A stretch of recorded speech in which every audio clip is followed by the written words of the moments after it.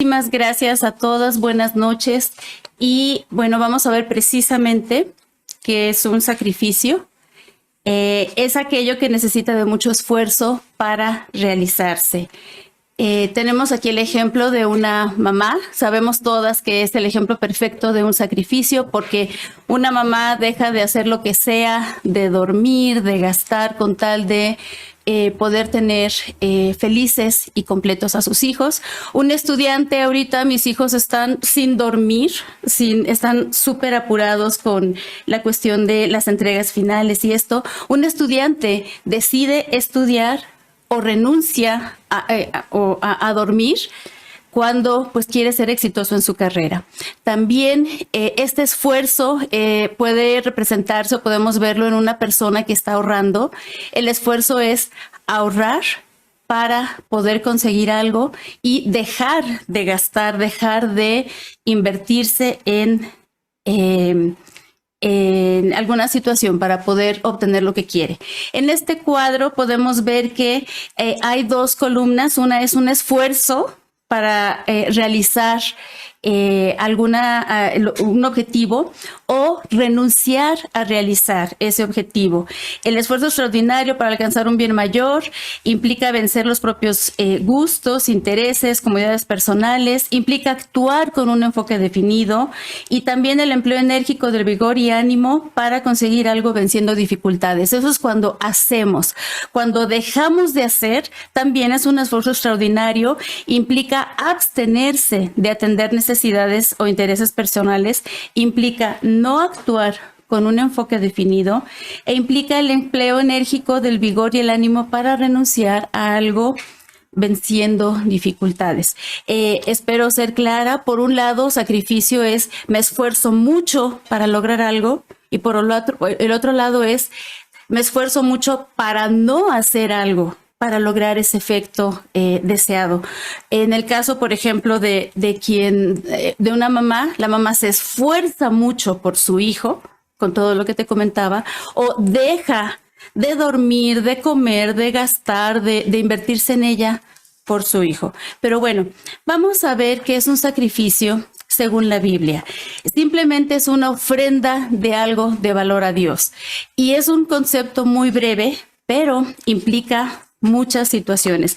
Aquí de manera breve yo decidí poner la referencia de las escrituras, por supuesto no las vamos a leer, pero quiero que tú veas cuánto contenido tiene la Biblia en cuanto a mencionar qué es un sacrificio.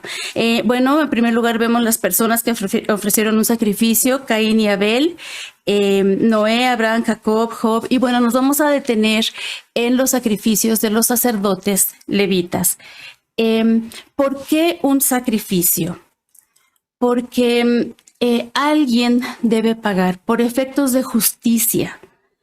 Cuando alguien comete una falta, ya sea una infracción o algo más fuerte como un crimen, no sale libre de culpa y simplemente dice, ay, disculpen, sino la justicia requiere que la persona pague por lo que ha hecho. Por eso los israelitas en el Antiguo Testamento no podían simplemente ir a Dios y, pues hoy me presento y hoy te pido una disculpa, sino que tenían que traer sacrificios específicos para expiar o para pagar sus culpas o incapacidades.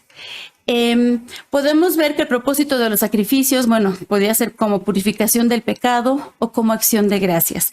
Estos sacrificios eran costosos para los campesinos o para la gente común y corriente que vivían, pues ahora sí que al día. Un becerro o un carnero podía representar un gasto muy considerable. Si podemos pensar, ¿verdad? Ahorita el kilo de carne, ¿cuánto cuesta? Imagínate llevar un becerro completo, un animal entero. Por supuesto, la gente muy pobre podía dar menos, como un par de tórtolas o palomas, o inclusive harina. Dios aceptaba eso. Lo único que él pedía es que la persona tenía que sentir un costo, ya fuera en términos de algo por lo que había trabajado o en términos de lo que había cultivado en su propia granja. Era algo que le hubiera costado a la persona. Los tipos de sacrificios, bueno, según lo que se sacrificaba, podían ser, como vemos en la imagen, animales o grano, y según el tiempo, porque había sacrificios diarios, semanales, mensuales, anuales y toda una lista de requisitos para estos sacrificios. Ahora, pues una buena porción de la economía nacional se convertía en humo.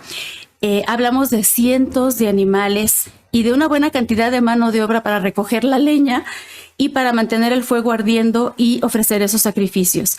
Los sacrificios se colocaban en un lugar que estaba en el centro de reunión de los israelitas, y el olor de los sacrificios diarios estaba estaba todo el tiempo sobre los israelitas. Ellos rara vez podían comer carne, pero cada día tenían que oler el aroma, imagínate, el aroma de carne asada durante todo el día, ofrendada a Dios. Estas ofrendas se dividían en 3 categorías amplias. Bueno, las ofrendas por la culpa y el pecado, las ofrendas quemadas, que significaba incinerar completamente al animal, que se convirtiera en cenizas, y la ofrenda de comunión. La meta de estas ofrendas era la comunión con Dios, precisamente. Entonces, primero debían recibir perdón por sus pecados y consagrarse a Dios a través de estos sacrificios. Por supuesto, la precisión ayudaba a producir la actitud espiritual adecuada. Como vimos hace rato, ellos no podían acercarse a Dios de manera descuidada, como quisieran, porque debían ser sumamente cuidadosos, tenían que cumplir exactamente lo que Dios había prescrito y debían obedecer cada detalle. Todo este proceso, bueno, ahorita vas a decir, bueno, pero pues nosotros estamos en el 2023. Podría resultar extraño a nuestra generación, porque realmente puede la muerte de un carnero o de una paloma arreglar las cosas entre Dios y el pueblo. ¿Es el sacrificio de un animal realmente suficiente para pagar por nuestros pecados? Y lo que podemos ver es que la actitud hacia los sacrificios del Antiguo Testamento en algún momento empezó a cambiar. No pueden quitar el pecado, lo dice Hebreos 9, del 9 al 10, Hebreos 10, del 1 al 4, también versículo 11, y nos apuntan hacia el sacrificio de Cristo en la cruz. Y ahorita vamos a hablar de esto. ¿Qué sucede con los sacrificios del Antiguo Testamento? Llega un momento en que la fe se fatiga. Malaquías, te voy a platicar un poquito de un profeta en el Antiguo Testamento, con un libro muy breve, pero que se enfoca, Malaquías, en hablarle a un pueblo que se contentaba con las apariencias. El tener un éxito tiene sus propios peligros, porque cuando uno llega a la cumbre, cuando uno logra un objetivo, tendemos a aflojar, todos. Y en la vida espiritual también puede deteriorarse, la vida espiritual puede deteriorarse gradualmente. Malaquías intenta en su libro breve despertar a Israel de su desidia en su relación con Dios. Ellos habían regresado a Jerusalén, ellos venían de un tiempo muy difícil, su fe se había profundizado en las pruebas, y a pesar de que habían tenido muchísima oposición de las naciones alrededor, habían reconstruido el templo, que en ese tiempo era pues el símbolo de la esperanza en Dios. Y habían esperado que Dios llenara ese templo con su gloria y que hiciera de su nación el centro del mundo. Eso es lo que ellos querían. Pero para cuando Malaquías profetizó, la esperanza de Israel se había vuelto tibia, se había hecho pálida. Es más, parecía como si la vida hubiese pasado de largo a los israelitas. Ellos no podían ver que Dios los amara y sentían que servir a Dios no tenía ninguna recompensa. Entonces, lo que podemos ver es, ellos estaban fatigados. Lo que empezaron a hacer, pues no eran grandes pecadores, realmente ellos no cometieron actos detestables, solamente se volvieron tibios. Sus quejas lo demostraban y también lo hacían sus acciones. Antes de ellos, pues sí había pecados fuertes como sacrificio de niños, y hubo quien llevó quien llevó ídolos al templo. Y el pueblo de Malaquías mantenía su religión, pero habían perdido el contacto con el Dios que era el centro de la religión. Y bueno, Malaquías los confronta, aunque no eran grandes pecadores, la tibieza es algo que él pues confrontó en la vida de ellos. Ellos les hace ver que ellos se atenían a lo superficial de su religión haciendo lo mínimo. Como vemos en el dibujo, se atrevieron a ofrendar ovejitas enfermas. Decían, pues al cabo se va a morir, se va a quemar, se va a perder. Y pues Malaquías tuvo una actitud muy valiente de ir y tratar de despertar, de hacer cambiar esa actitud. En primer lugar, les habló del amor de Dios a sus oyentes, les recordó ese amor y les ayudó a recordar, a comparar su situación con la de los otros pueblos vecinos. Y pues Malaquías fue muy valiente, desafió a los judíos a tomar la obediencia en serio, les animó a no llevar más ofrendas de animales enfermos, los exhortó a ser perfectos en la ley de Dios, y también les pidió llevar la 10ª parte entera de sus ofrendas delante del templo. Él les dijo, como así tal cual, su forma de escatimar dinero era equivalente al robo delante de Dios y la gente debía practicar su fe de una manera seriamente. ¿Qué sucede? La última voz del Antiguo Testamento fue Malaquías. Él habló y después hubo un silencio de unos 400 años. No hubo más profetas. Bajo el liderazgo de los fariseos, los judíos se fueron dedicando cada vez más al cumplimiento de la ley del Antiguo Testamento, pero muchos se extraviaron del énfasis principal de Malaquías. Se olvidaron de que la ley no era un fin en sí misma, sino un medio para darle a Dios la honra que él merecía. ¿Qué sucede entonces? Algo trascendental. Nace un niño diferente de todos los que habían nacido antes que él. Este niño se presenta, es el hombre que va a ser Jesús, y según el primer libro del Nuevo Testamento, que es Mateo, precisamente esto es lo que hace Mateo, inaugurar una sección completamente nueva de la Biblia. Tras registrar el linaje de Jesús, de explicarles, de exponer que Jesús descendía de los israelitas, Mateo narra la historia de Jesús en la tierra. Se fundamenta una y otra vez en el Antiguo Testamento, citándolo con mayor frecuencia que cualquier otro escritor del Nuevo Testamento. Él decía muchas veces, está escrito muchas veces, para que se cumpliera lo dicho por los profetas. Entonces, el primer libro del Nuevo Testamento se presenta ante nosotros como el evangelio que vincula acontecimientos, que sirve de eslabón entre lo antiguo y lo nuevo. Mateo comienza buscando las raíces de Jesús, pero establece también el contraste entre Jesús y la imagen que los judíos tenían del Mesías. Porque Jesús es el rey que puso fin a miles de años de ansiosa espera, pero vino a establecer un tipo de reinado totalmente inédito, porque no fue un rey que llegó con corona, o a vivir en un palacio, o a vivir con lujos. Lo que podemos leer en Romanos 3:25 es que pues Dios ofreció a Jesús como el sacrificio por el pecado. Las personas son declaradas justas a los ojos de Dios cuando creen que Jesús sacrificó su vida al derramar su sangre. Este sacrificio muestra que Dios actuó con justicia cuando se contuvo y no castigó a los que pecaron en el pasado. ¿Te acuerdas que vimos por qué un sacrificio? Porque alguien tiene que pagar. Es justo que cuando hay un crimen o una desobediencia a la ley, alguien tiene que pagar. Entonces, pues la Escritura dice, Dios actuó con justicia cuando se contuvo y no castigó a los que pecaron en el pasado. Ahora, de manera breve, no es poco importante, pero de manera breve vamos a ver que la sangre utilizada en los sacrificios del Antiguo Testamento era fundamental. Aquí yo solamente, en la imagen quise representar la sangre derramada que representaba liberación. Creo que todas conocemos la historia cuando el pueblo de Dios sale de Egipto y para liberarlos de la presencia del ángel exterminador, Dios pide que marquen con sangre la parte de arriba de las puertas.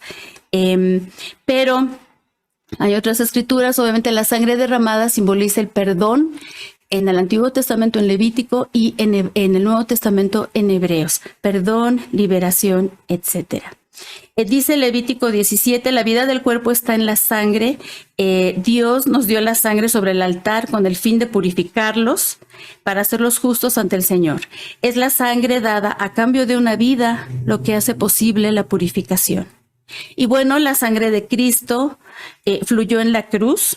Lo dice Juan 19:34 y Hebreos 12:24. Fue presentada a Dios en el cielo, según Hebreos 9:12.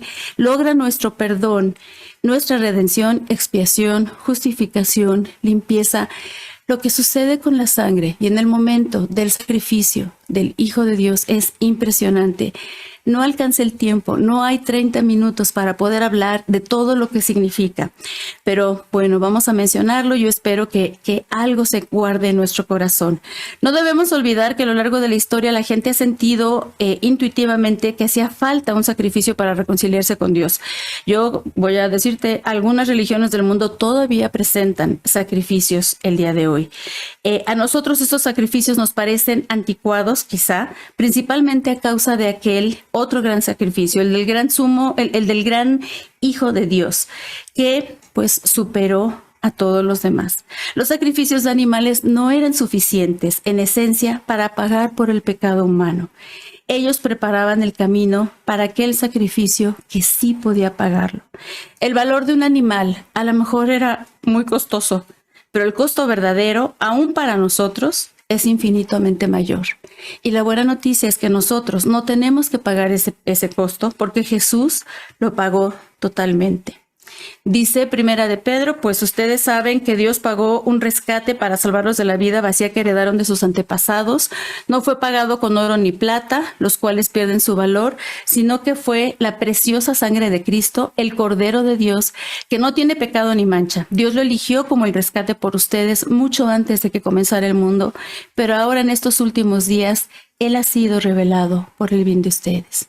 Entonces, pues aquí entran en juego no nada más la parte histórica, la necesidad de presentar un sacrificio, sino se cumple específicamente en Jesús, en su muerte, con su sangre.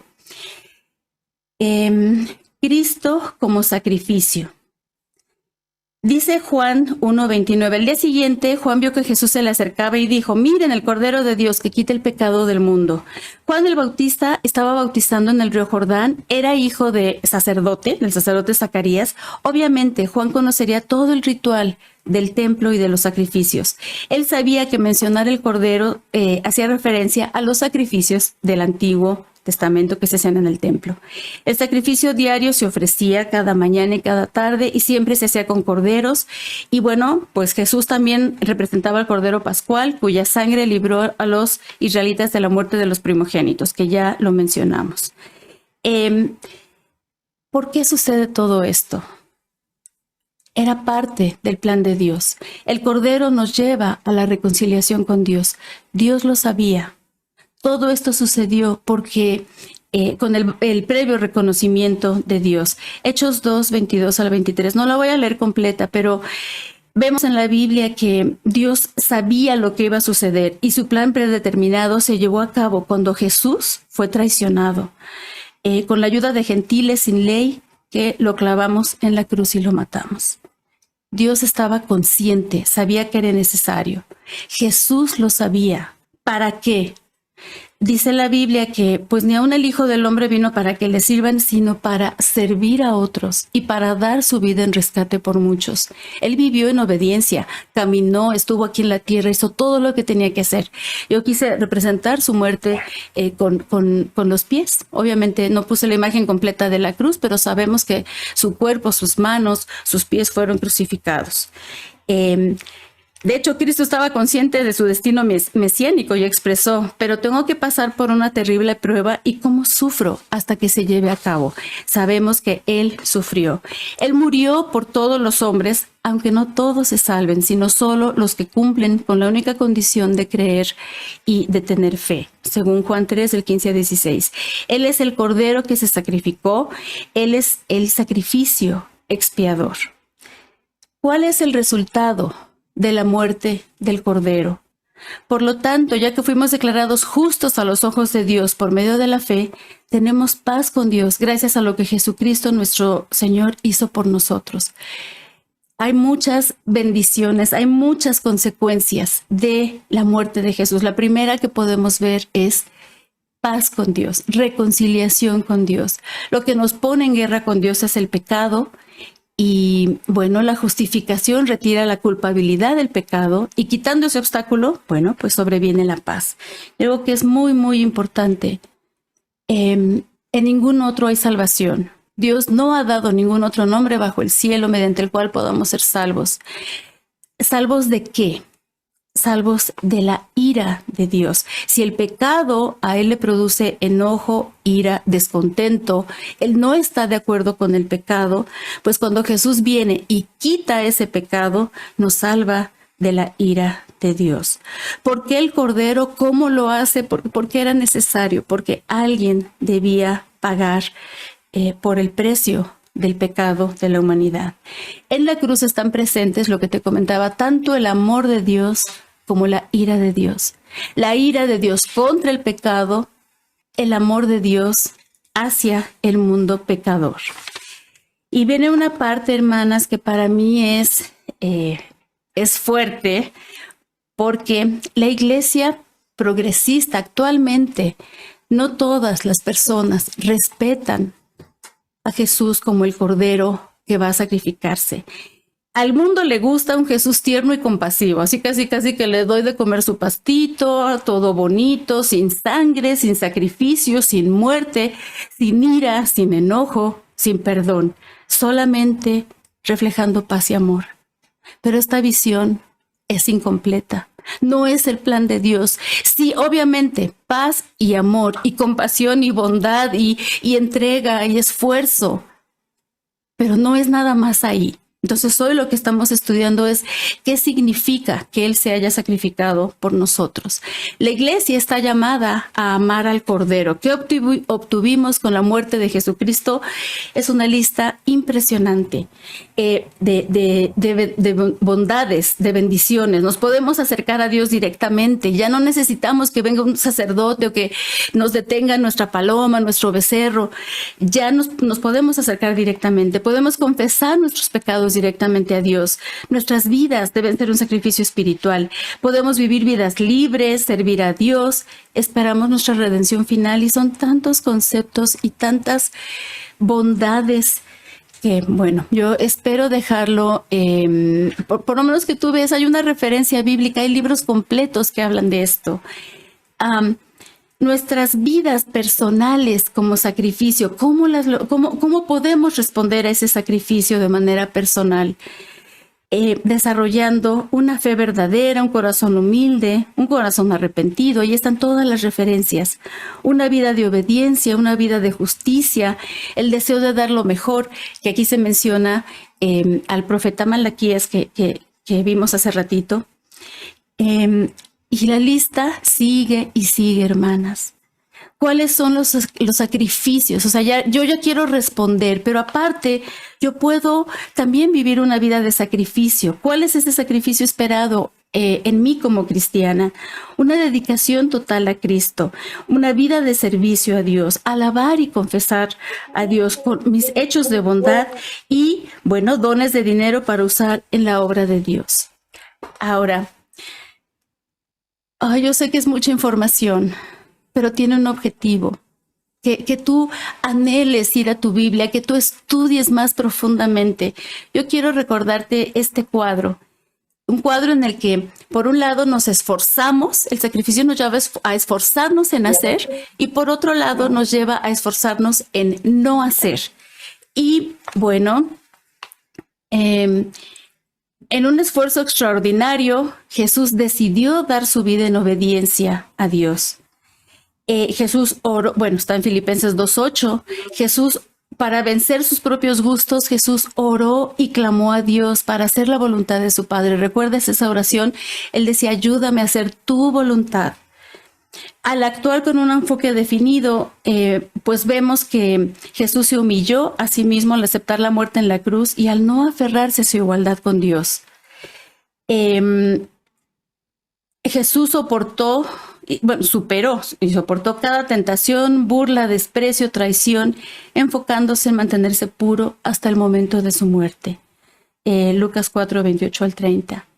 Jesús se renunció a su vida porque él decidió dar su vida en obediencia a Dios. Así como Jesús oró para hacer la voluntad de Dios, también él oró, clamó, sabemos esa parte de la historia, clamó para que no se hiciera su voluntad. Él se negó. En el punto donde dice implica no actuar con un enfoque definido, Jesús estuvo callado y en silencio fue llevado al matadero, según Isaías 53. Y bueno, Jesús soportó la angustia, el sufrimiento, el dolor, la culpa. En Hebreos 12, del 3 al 4, se nos enseña que sufrió mucha contradicción de parte de los pecadores, pero él no dijo, ay, me voy a defender y voy a actuar y los voy a condenar. No, él simplemente oró. Él aceptó la muerte. En estas dos imágenes yo quise, representar el látigo tan cruel con el que él fue latigado, fue golpeado, y al final él dijo, esto es lo que tú pides de mí, Dios, esto es lo que yo te voy a dar. Pues yo espero, hermanas, que de manera muy breve y con tanta información, como te decía hace ratito, genera en ti un deseo de investigar más en la Biblia. ¿Qué pasa con este sacrificio de Jesús? Mi primera recomendación es, no nos presentemos con las manos vacías delante de Dios. Dios sabe, como en el Antiguo Testamento sabía, ella tiene capacidad para ofrecerme un becerro, ella solo una palomita y ella solo un puño de harina, porque no tiene más. Es la misma actitud que Él está esperando en nosotros. No lleguemos con Él con las manos vacías. Si Jesús es un corderito, buena onda, de paz y amor, ¿sabes qué vas a hacer? Bueno, ¿qué vamos a hacer? Porque yo me incluyo, por supuesto. Vamos a leer la Biblia descuidadamente. Nuestra adoración, nuestra comunión con Dios va a ser descuidada. Ni qué pensar en hacer una nota o en ser serios. No, la Biblia, leerla como no tengo tiempo. La otra imagen muestra mujeres que están corriendo, van contra reloj, una oración rápida, una comunión rápida con Dios. Y no es lo que Él espera y no es lo que Él merece. Pero si Jesús es ese cordero que nosotras entendemos que fue ofrecido en sacrificio con todo lo que implica el dolor, la sangre y el cumplimiento de las escrituras del Antiguo Testamento, hermanas, nuestra adoración va a ser real. Vamos a ser serias al momento de orar, de estudiar la Biblia, orar pues de manera personal, pero también orar en grupo, buscar aprender de las oraciones de las hermanas y pues obviamente un estudio profundo de su palabra. No 5 minutos, no, por si un día sí puedo leer y otro día a lo mejor no puedo leer. Porque, hermanas, vimos toda una lista de acciones que podemos llevar a cabo. Pero ¿sabes dónde comienzan? En nuestra comunión personal con Dios, en las mañanas cuando nos levantamos, porque allí es donde obtenemos fuerza, ahí es donde confesamos, ahí es donde lloramos con Dios, ahí es donde le pedimos, ahí es el momento de oración, es el más importante. Y de allí pues yo ya le pido, ayúdame a hacer buenas obras, ayúdame a ser alguien profundo y todo lo que vimos. Ayúdame a tener un corazón humilde, arrepentido, a ser obediente. Entonces comienza ahí. Y bueno, yo quiero compartirte que he necesitado 2 operaciones en mi ojo izquierdo. Y te lo comparto porque yo quiero recordarte que se trata de una actitud de adoración. Quizá es distinto para cada una. Yo en la imagen me gustaba mucho orar postrada, así poniendo mi frente en el suelo. Pero ya no puedo hacerlo. La presión me impide arrodillarme totalmente. Entonces lo que busco pues es recargarme en un sillón o en una silla. No en mi cama, porque en mi cama me da sueño, pero hay que buscar opciones. puse también una imagen de la Biblia. Hermanas, es muy chiquita la letra de la Biblia, yo no alcanzo a verla bien, tengo que estar moviendo, como puse en esa imagen también, estoy viendo, me pongo mi lente, me bajo el lente, no puedo, es muy desafiante para mí, pero gracias a Dios hay opciones, y pues tenemos ahí la audiobiblia como consejo personal.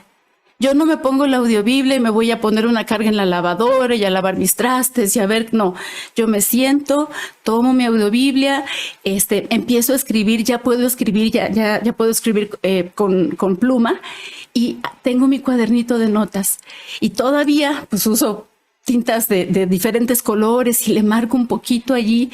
A lo mejor las más jóvenes ya no usan cuadernos, ya mis hijos no usan cuadernos, ¿verdad? Una aplicación en tu celular, pero lleva un registro de lo que estás aprendiendo, porque es una forma de escuchar la voz de Dios, es una forma de adorarlo, es una forma de ser seria con tu relación con Dios, de responder a ese sacrificio.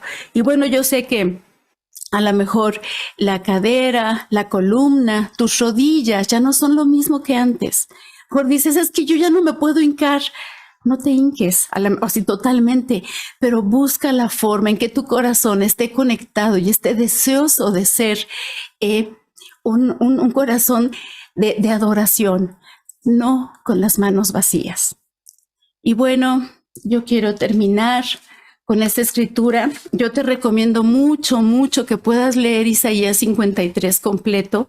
Estos son nada más 2 versículos. Dicen, formaba parte del buen plan del Señor, aplastarlo y causarle dolor. Sin embargo, cuando su vida sea entregada en ofrenda por el pecado, tendrá muchos descendientes. Disfrutará de una larga vida y en sus manos el buen plan del Señor prosperará. Cuando vea todo lo que se logró mediante su angustia, quedará satisfecho. Y a causa de lo que sufrió mi siervo justo, hará posible que muchos sean contados entre los justos, porque él cargará con todos los pecados de ellos. Yo le rendiré los honores de un soldado victorioso, porque se expuso a la muerte. Fue contado entre los rebeldes, cargó con los pecados de muchos e intercedió por los transgresores. Esto es lo que hizo Jesús. Esto estuvo profetizado, esto está escrito en Isaías. De verdad, son 2 versículos, pero va a ser muy especial que puedas leer completo el libro de Isaías. Y pues con esto, hermanas, amigas, yo les doy las gracias, les mando un fuerte abrazo desde Aguascalientes. Estoy muy agradecida por esta invitación. Planear ese estudio, buscar las imágenes, buscar las escrituras fue así de muchísima ayuda para mi corazón. Gracias, Judith, gracias, Sonia, gracias, hermanas. Y pues esto es lo que yo quería compartir con ustedes.